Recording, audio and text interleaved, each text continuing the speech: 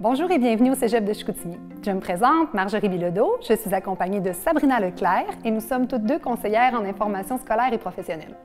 Le Cégep de Chicoutimi est fier d'avoir produit des vidéos d'information scolaire qui vous permettront d'en découvrir davantage sur l'ensemble de nos 22 programmes de formation préuniversitaire et technique. Ces vidéos se veulent un outil supplémentaire pour vous aider dans votre réflexion. D'ailleurs, dans celle-ci se retrouve de l'information sur le programme d'études, mais aussi sur le marché du travail. Et bien sûr, sur les avantages du Cégep de Chicoutimi. Bon visionnement! Christian, est-ce que tu peux me parler de façon détaillée du programme de soins préhospitaliers d'urgence? Oui, bien sûr. Le programme de soins préhospitaliers d'urgence qu'on donne ici au Cégep de Chicoutimi, en fait, c'est un programme sur 3 ans, donc un programme technique. Les étudiants vont quand même avoir pas mal de notions, entre autres d'anatomie, physiologie. Ils vont avoir des techniques de déplacement de bénéficiaires. Ils vont avoir des techniques de réanimation. Ils vont avoir également tout ce qui est de nature de soins médicaux qu'on va donner aux patients. Également des soins en situation de trauma. Donc, tout ce qui peut arriver, accidents de travail à la maison ou des accidents sportifs. On va avoir également tout ce qui est problème de comportement. Donc, quelqu'un qui est désorganisé, par exemple. Donc, comment interagir avec cette victime-là, son entourage et tout ce que ça peut comporter. Alors, tout ça, c'est vu dans les 3 ans et c'est un programme qui est super intéressant pour nos jeunes. On voit souvent des étudiants du programme, dans le cégep, à faire des simulations. Je pense que c'est une des forces du programme. Oui, absolument.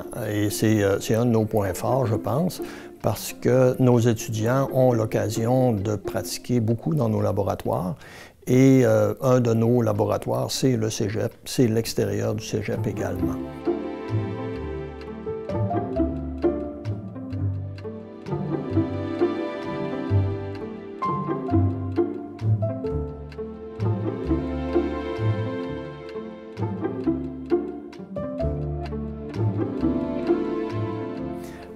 Et même bientôt, on aura une maison spécifiquement pour nous. Okay. Donc, ce qui fait que ce sera un avantage parce que les étudiants seront mis en situation régulièrement et ce sera très, très semblable à ce qu'on voit sur le terrain. Alors, dans toutes les situations possibles, on pourra avoir accès aussi. Donc, on a un grand laboratoire, on a l'extérieur, on a le cégep en entier, où est-ce qu'on peut effectivement faire des simulations. Dans le fond, moi, tout de suite après le secondaire, j'ai décidé de m'en aller au cégep, puis dans une technique, parce que j'avais un petit peu de difficulté à l'école, tu sais, je suis beaucoup manuel, puis je viens des Escoumins, donc j'ai entendu parler de la technique dans mon cours de PPO. Puis ça nous avantage à aller voir, à faire des recherches sur le métier qu'on voudrait faire. Dans le fond, 3 métiers. Puis l'ambulancier, c'était une de mes choix. Donc, je suis allé voir ça. J'ai vu qu'il avait à plusieurs places. Fait que j'ai décidé de m'en aller vers ça. Pourquoi j'ai choisi ce métier-là? Parce que, premièrement, je ne savais pas trop vers quoi m'aligner. Fait que j'ai décidé de suivre les traces de mon grand-père, qui était lui aussi ambulancier. Je dirais que je voudrais faire les mêmes traces que lui, mais en fait, ça ne sera pas du tout les mêmes parce que le métier évolue beaucoup. Fait que je vais continuer ces traces plutôt. On a l'ambulance ici dans le département de soins préhospitaliers d'urgence, donc les étudiants rapidement vont être en contact avec la réalité du marché du travail. Oui, c'est sûr que c'est le but de les amener rapidement. D'ailleurs, tous les enseignants vont travailler en situation et on se préoccupe vraiment d'amener toujours l'étudiant au maximum de ce qu'il peut faire dans toutes les interventions possibles. Par exemple, dès la première année, dès la première session, on voit le déplacement des bénéficiaires. Évidemment, il y a des techniques, on ne veut pas que les étudiants se blessent. Donc, c'est pour ça qu'on l'a placé tout de suite en première session, pour l'étudiant apprenne à travailler avec le matériel, apprenne à travailler aussi de façon sécuritaire. Tout de suite aussi, en première session, on voit les techniques de réanimation. Alors, on commence rapidement avec l'intubation du patient. Donc, les étudiants vont apprendre à intuber, vont apprendre aussi avec notre matériel, donc à défibriller les patients quand c'est nécessaire de le faire. Et toutes les techniques, évidemment, qui sont vraiment sur la réanimation du patient. Alors, on voit ça dès la première année. Il y a un cours de réanimation en première session. Il y a un autre aussi en deuxième session, où l'étudiant perfectionnera effectivement, et puis on le mettra dans toutes les situations possibles de réanimation. Donc ça, c'est pour la première année. Les étudiants doivent aussi s'occuper, occuper leur temps avec nous, avec des pratiques que nos techniciens en laboratoire vont les assister. Donc, on a des périodes pendant la semaine que les étudiants peuvent prendre rendez-vous avec un technicien et venir pratiquer certaines techniques là, qui pourraient être appelées à être évaluées, par exemple, dans la semaine suivante. Alors, on leur donne des temps de pratique comme ça, des temps de laboratoire, et on fournit un technicien ou une technicienne qui peut venir superviser un peu ces pratiques-là. Alors, à ce moment-là, comme on dit, il n'y a pas de faux plis qui sont pris et ils sont tout de suite ramenés là, dans le droit chemin s'ils s'écartent un peu de ce qu'un enseignant aurait pu leur donner comme information. J'imagine aussi que ça amène une belle chimie dans le département. Les étudiants connaissent rapidement les enseignants et les techniciens. Oui, c'est sûr que ça, c'est intéressant. Et ce qu'on fait depuis quelques années aussi, c'est qu'on demande à nos troisième années, à nos deuxième années, de un peu coacher les premières années et les troisièmes avec les deuxièmes avec les premières, ce qui fait aussi que les étudiants comme ça se connaissent un peu plus. Et en même temps, le plus-value de tout ça, c'est que les plus vieux, en donnant de l'information aux plus jeunes, eux autres assimilent encore davantage ce qu'ils ont appris avec les années ou avec les sessions. Et ça conforte un peu plus là, ce qu'ils ont à faire. La communication est également importante pour un paramédic. Donc, j'imagine que vous abordez ces notions-là dans les cours. Absolument. Il y a un cours de communication qui est même offert aux étudiants. C'est pour apprendre vraiment à bien communiquer avec une victime, apprendre à communiquer avec l'entourage de cette victime-là. Il y a même l'annonce du décès, par exemple, parce qu'il arrive parfois qu'un paramédic doive annoncer à une famille que le patient est décédé, qu'on ne peut plus faire de réanimation chez ce patient-là. Donc, évidemment, ça devient délicat, mais il faut que l'étudiant apprenne ça aussi.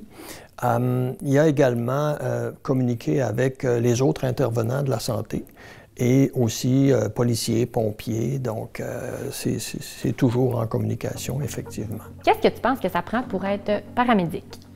Ça prend beaucoup de sang-froid.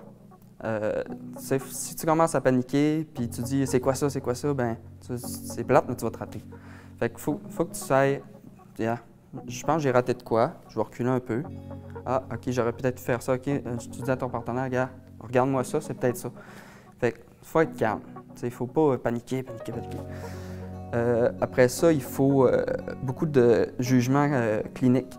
Comme j'ai un de mes profs qui me dit ça, il dit on dit qu'on est technicien ambulancier, mais on s'en va plus vers le clinicien ambulancier. On aime ça, trouver ce que le patient a. Même si on a fait nos protocoles et tout ça, c'est le fun de savoir quoi dire au docteur quand on va arriver à l'hôpital. Dire, gars, moi je pense que c'est ça que mon patient a. Fait que le docteur, ça va aider. Fait qu'on donne plus d'aide de survie au patient là, pour son futur et tout ça.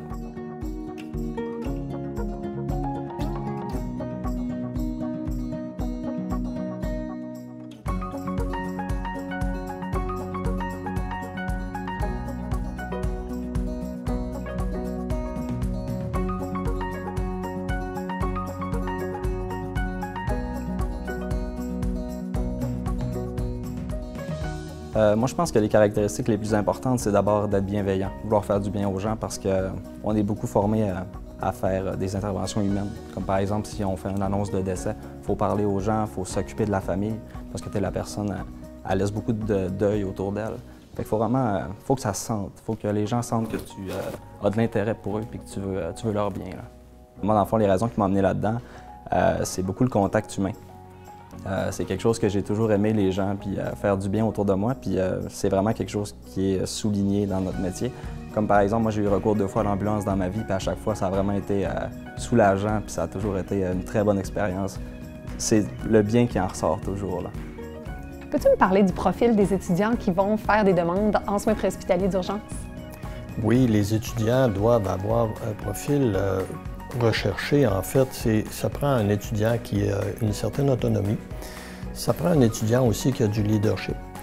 Parce qu'évidemment, lorsqu'on se retrouve 2 paramédics à 2 heures du matin dans une intervention où il n'y aura pas d'autres personnes, il n'y aura pas d'enseignants qui vont leur dire quoi faire, alors évidemment, ça prend quelqu'un qui est capable de prendre une décision rapidement, qui est capable aussi de fonctionner avec à peu près n'importe quelle situation. Donc on a vraiment besoin de quelqu'un de débrouillard, quelqu'un aussi qui a le goût de travailler fort, parce que c'est quand même un travail physique. Et bien évidemment, il faut qu'il accepte aussi de ne pas seulement travailler de 8 à 4. Évidemment, il faut qu'il accepte d'avoir toutes sortes d'horaires. Alors, c'est le genre de personne qu'on veut qui en fait, est débrouillard. Quand tu me parles de la forme physique, on a souvent des filles qui vont nous demander si elles ont leur place en soins préhospitaliers d'urgence. Qu'est-ce que tu leur répondrais? Ah, bien, écoutez, on a plus que 50% de nos candidates, en fait, qui sont des filles. Et puis, c'est très, très apprécié. Les employeurs, maintenant, il n'y a plus de différence. Un gars, une fille, c'est les compétences, maintenant, qui sont regardées. C'est sûr qu'il y a beaucoup de matériel, maintenant, adapté. Donc, les civières sont électriques. Il y a plein de choses maintenant qu'on n'a plus besoin d'être aussi fort physiquement qu'on l'était il y a 40 ans, je dirais, là. Dans le cadre de la formation au Cégep de Chicoutimi, on a beaucoup de programmes dans le domaine de la santé. On voit souvent des étudiants de différents programmes médicaux qui vont faire des simulations ensemble. C'est le cas de soins préhospitaliers d'urgence, entre autres? Oui, bien, ça nous permet justement de pratiquer la communication entre les différents corps de métier. Donc, avec inhalothérapie, avec soins infirmiers, effectivement, on fait des simulations ensemble. Donc, c'est un avantage également. De temps en temps, il y a des étudiants d'autres programmes qui viennent ici, soins infirmiers, inhalothérapie, qui viennent parfois faire quelques simulations, voir l'intérieur d'une ambulance, comment ça fonctionne, pour qu'eux aussi, lorsqu'ils seront sur le marché du travail, bien, qu'ils sachent au moins de quoi ça a l'air une ambulance, parce qu'ils peuvent être appelés à transférer des patients avec nous. Alors, c'est un lien qui est le fun à faire aussi. Qu'est-ce que tu préfères dans le programme? C'est sans conteste la pratique. C'est vraiment un programme où on est toujours en action, puis la pratique est vraiment très diversifiée. Les paramédics sont formés sur beaucoup d'interventions différentes, puis à chaque fois, c'est vraiment beaucoup d'interactions. Comme par exemple, on peut être formé auprès d'un accident, comme un accident de voiture, des choses comme ça, un arrêt cardio-respiratoire, une maladie en lien avec le médical. On peut être formé auprès de, juste au niveau social pour les personnes qui sont en détresse psychologique, les crises, toutes sortes de choses. Puis aussi, on peut intervenir sur des lieux avec des matières dangereuses, des choses comme ça. Fait qu'on est vraiment beaucoup diversifié puis on est toujours en action, là. Est-ce que tu peux me donner des exemples de laboratoires que vous faites dans le programme? Il y a beaucoup de choses comme, par exemple, la trauma, qui est la traumatologie, en fait. C'est les accidents de voiture, les chutes, les choses comme ça, tout ce qui est vraiment les impacts, les choses comme ça.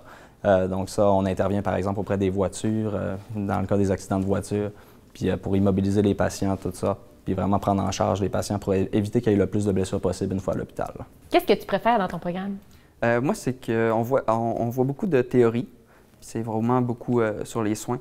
Sinon, c'est sûr que le côté pratique, moi, j'aime bien ça. Là, je suis manuel, puis c'est pour ça que j'aime beaucoup le côté pratique. Puis le côté humain aussi, là, je parle de mon grand-père parce que je suis proche de lui.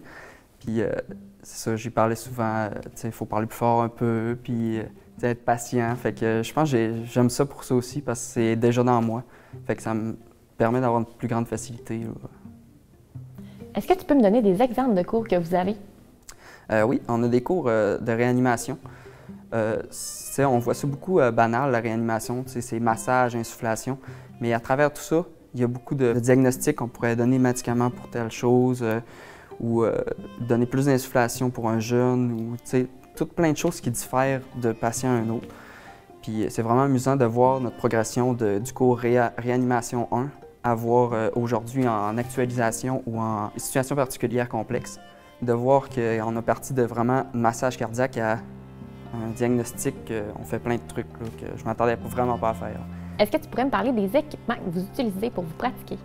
On a beaucoup d'accessoires pour nous mettre dans l'ambiance d'une intervention. Par exemple, on a une voiture qui est démolie, puis on peut faire des interventions là-dessus, puis ça nous met vraiment là-dedans de voir quelqu'un dans la voiture.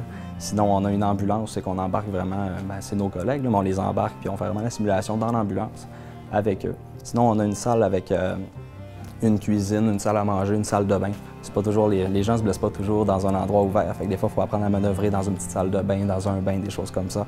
Fait qu'on est vraiment porté à utiliser notre imagination, puis on se met vraiment dedans, là. Christian, tu as parlé de soins médicaux et de soins traumatiques. Peux-tu me donner plus d'exemples de ça ressemble à quoi concrètement ce qu'ils voient dans ces cours? Bien, en fait, je peux commencer tout de suite. Soins traumatiques, évidemment, on devra apprendre à l'immobilisation d'un patient, donc avec tout le matériel que ça comporte, et les soins, évidemment, qu'on devra donner aux patients par la suite. Et en soins médicaux, c'est, je dirais, le gros nœud qu'on doit voir avec les années. Il y a des cours de soins médicaux à chaque année. Alors, ce qu'on va voir dans ça, c'est l'administration de médicaments, parce qu'on voit également de la pharmacologie. On va voir également tout ce qui est problèmes respiratoires, problèmes circulatoires. Qu'est-ce qu'on peut faire pour le patient. Donc, beaucoup les difficultés respiratoires, on travaille fort là-dessus. Puis en fait, tout ce qui peut amener un patient à avoir un état qui va se dégrader, par exemple. Alors nous, notre rôle, c'est essayer de maintenir un état le plus satisfaisant possible chez cette victime-là et évidemment l'amener à l'hôpital pour qu'il reçoive des soins appropriés selon son état. Est-ce qu'il y a des stages pendant les 3 années de formation que les étudiants auront à effectuer? On a un stage à l'hôpital en 5e session. Donc là, l'étudiant apprend à travailler avec des vrais patients. Puis on est en train justement là, de retravailler cette formule-là à l'hôpital. Et à la 6e session, là, il y a un stage dans l'ambulance. Les étudiants à ce moment-là font le travail de paramédic. Ils vont être jumelés avec des paramédics qu'on a choisis sur le terrain. Et évidemment, l'étudiant n'est pas en observation à ce moment-là. C'est vraiment lui qui fait toutes les interventions, toujours sous la supervision d'un paramédic expérimenté. Puis les étudiants apprécient beaucoup ça. Et c'est à ce moment-là que les employeurs souvent vont remarquer nos étudiants. À ce moment-là, c'est presque une embauche là, au moment où ils sont en stage. Est-ce que tu pourrais me parler de ton expérience en stage? Oui. Bien, dans le fond, on n'est pas encore commencé les stages, mais on a le LAMS qui est vraiment réaliste. Là. Dans le fond, c'est un mannequin qui est super automatisé. Il est capable de parler, on est capable de le mettre en fille. Il est même capable d'accoucher. Il est capable d'avoir des plaies avec des saignements et tout. C'est vraiment réaliste. Fait que ça nous pratique vraiment à avoir des vraies situations. Paramédic, est-ce qu'on peut entrer? Oui, s'il vous plaît, venez m'aider. Oui, parfait. Donc, je me présente, Eliane, mon collègue, Jean-Denis. Bonjour. Qu'est-ce qui se passe aujourd'hui? J'ai 40 semaines de grossesse, puis là, on dirait que ça pousse, là. Oui, votre nom à vous, c'est? C'est Julie, Julie, vous avez quel âge, Julie?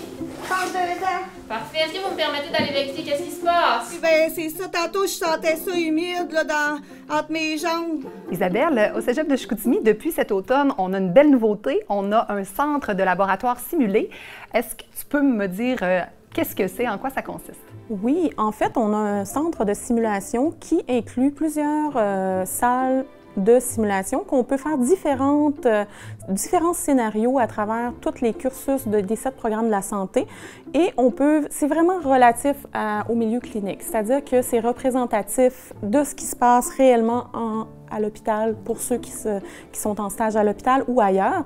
Et on fait vraiment des scénarios qui reproduisent le réel d'un patient qui compliquerait, par exemple, à l'hôpital ou pour nos étudiants, pour savoir comment ils agissent, comment le raisonnement clinique, au niveau du jugement, ça nous permet de voir beaucoup de choses, beaucoup de compétences qu'on veut développer chez nos étudiants, nos apprenants. Donc, concrètement, pour un étudiant inscrit dans un de nos programmes en santé, qu'est-ce qu'il va vivre au laboratoire simulé? Bien, en fait, dépendamment des stages, on a des compétences qui sont reliées au développement du raisonnement clinique et qui doivent s'acquérir au niveau du laboratoire de pratique. C'est des expériences qui sont standardisées. Donc, c'est-à-dire qu'on fait des scénarios très concret et très ficelé et qui nous permet vraiment de faire vivre l'expérience à l'étudiant de façon unanime. Donc, on standardise certains effets et il pourrait venir, par exemple, vivre un accouchement pour soit les soins infirmiers, par exemple, ou le soin préhospitalier d'urgence. On pourrait vivre des accouchements, on peut vivre des situations avec l'enfant pédiatrique, on peut vivre nouveau-né aussi. On a un enfant nouveau-né qui peut avoir plein de simulations, par exemple, des arrêts cardio-respiratoires. Ça peut être... on peut faire n'importe quoi. C'est à l'infini qu'on peut développer ces simulations-là. Et comment ça fonctionne, en fait? Qui contrôle ces mannequins? Oui, c'est une très bonne question. Nous avons des techniciens en travaux pratiques qui sont formés pour faire fonctionner les mannequins technologiques parce que ça prend quand même beaucoup d'informations et ils font tellement de choses. Par exemple, notre enfant derrière moi, il pleure, on peut le faire pleurer, il bouge sa tête, les yeux, on peut faire les réactions des pupilles peuvent changer, on peut lui faire des bruits respiratoires, les bruits cardiaques anormaux, normaux. La technicienne doit vraiment maîtriser le logiciel en arrière et c'est elle qui fait parler le mannequin. C'est-à-dire que la voix sort du mannequin et on a vraiment des effets de soit un enfant, un adulte, une femme, un homme et tout ça. Et les scénarios sont développés par nos experts de contenu qui sont les enseignants pivots qui sont de chaque programme qui vont développer et ensuite c'est validé en groupe en groupe d'enseignants et de conseillères pédagogiques. Est-ce que tu as un exemple de simulation qu'un étudiant va vivre au centre? Oui, on peut y avoir différentes simulations, c'est-à-dire que, par exemple, si on prend une simulation en soins infirmiers, on pourrait avoir une admission en cardiologie et l'étudiant doit faire l'évaluation initiale, l'évaluation physique de son patient et monter tout le dossier par rapport à cette admission-là et faire l'enseignement. On peut avoir également des patients standardisés qui sont avec nos mannequins, c'est-à-dire que ça peut être la conjointe, la fille, la mère d'un enfant, pour pouvoir interagir avec nos étudiants aussi de façon que la communication se fasse vraiment en partenariat avec la famille. Donc, c'est vraiment des éléments de compétences qu'on veut chercher et en simulation, ça s'y prête vraiment bien. Est-ce que tu peux me décrire le déroulement d'une simulation? Comment ça va se passer pour un étudiant? Oui, en fait, les étudiants arrivent le matin avec leur enseignant et sont divisés en groupes de 6 habituellement. Puis, la technicienne va leur expliquer un petit peu le fonctionnement du LAMS, du laboratoire de simulation, un peu en général, c'est-à-dire qu'ils vont avoir une période de brossage. Ils vont avoir l'information sur le scénario qu'ils vont vivre et il y avait des lectures préparatoires à faire au préalable à la simulation pour qu'ils sachent un petit peu sur quoi agir à travers la sim. Et par la suite, ils vont vivre la simulation 2 par 2. Habituellement, c'est 2 par 2 et les autres sont observateurs dans la salle. Ils voient en vidéo, en projection directe. Et ensuite, il y a un débriefage qui est fait suite à la simulation et tout le monde peut y participer. Fait que c'est vraiment la façon de faire et il y a plein de possibilités. Ça peut être des simulations à répétition, ça peut être des simulations plus virtuelles. Il y a plein de possibilités qu'on peut faire. Mais en général, quand ils viennent en laboratoire, c'est vraiment la façon de faire. Allez-y, poussez, ça va bien? Oui, ça fait mal, c'est normal, OK? Pour l'instant, ça se déroule très bien, madame. Tiens, excellent, madame. Allez-y. Excellent, on pousse, madame, on est avec vous. Poussez. Ça sort très bien, madame, ça sort très bien. Super. Poussez un petit peu, OK? Je vais juste vérifier le tour du cou de votre bébé, être sûr qu'il n'y a pas de cordon.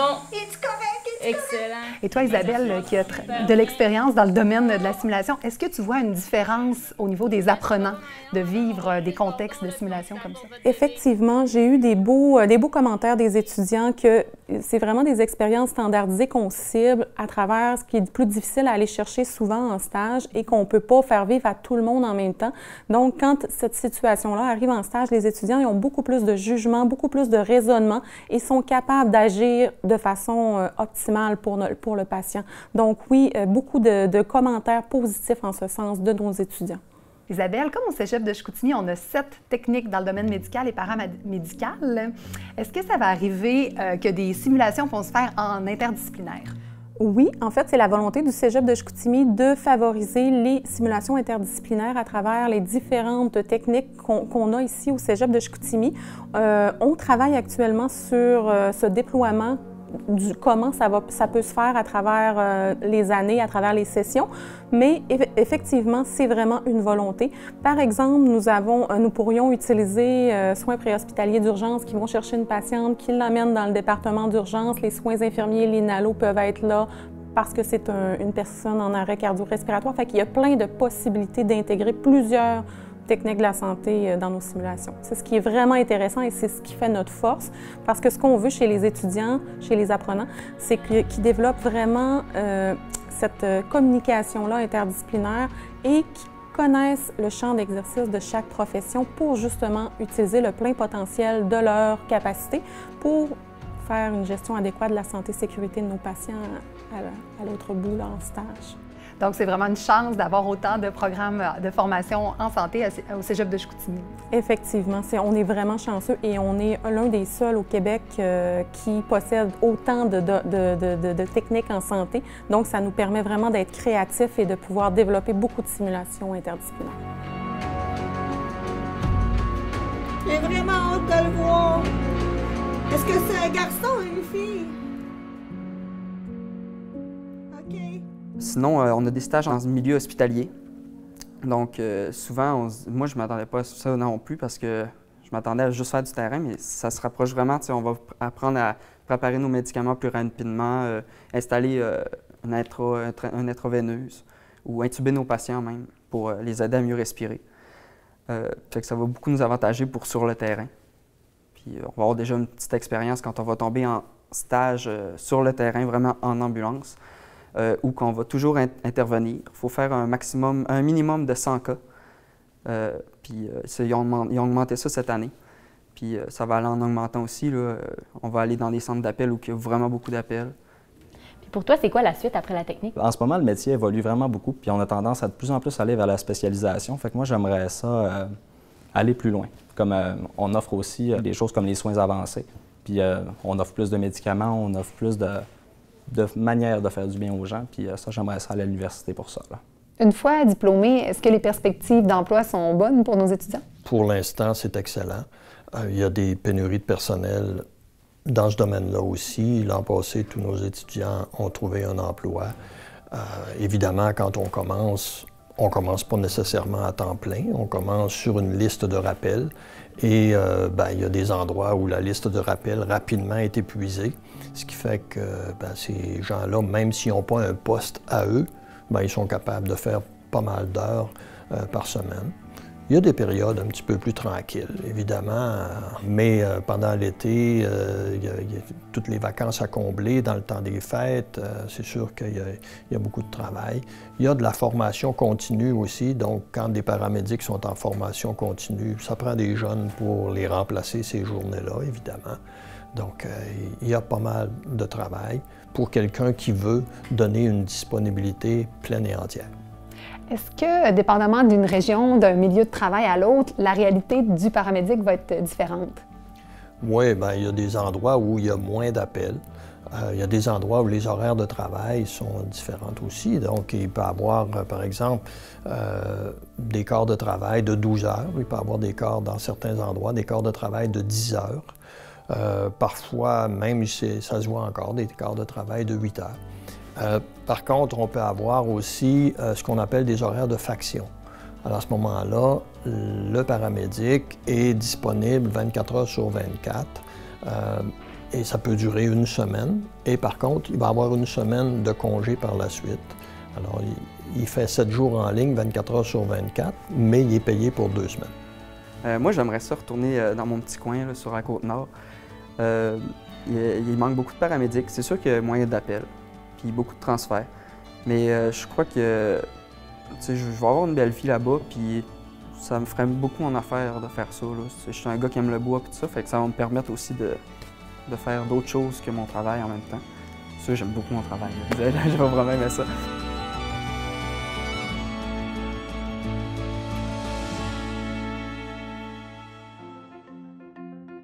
J'espère que vous avez apprécié cette vidéo et qu'elle vous aura permis de répondre à certaines de vos questions.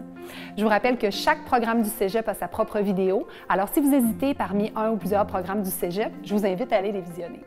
Je vous rappelle également que nous sommes disponibles pour répondre à vos questions via notre site Internet ou via le Facebook et il me fera plaisir de vous répondre dans les plus brefs délais. Si vous désirez avoir plus d'informations, il est toujours possible de faire étudiant d'un jour dans l'un de nos programmes ou encore de visiter les départements du Cégep de manière virtuelle grâce à notre réalité augmentée. En terminant, je vous invite à nous suivre sur nos différentes plateformes et au plaisir de vous rencontrer!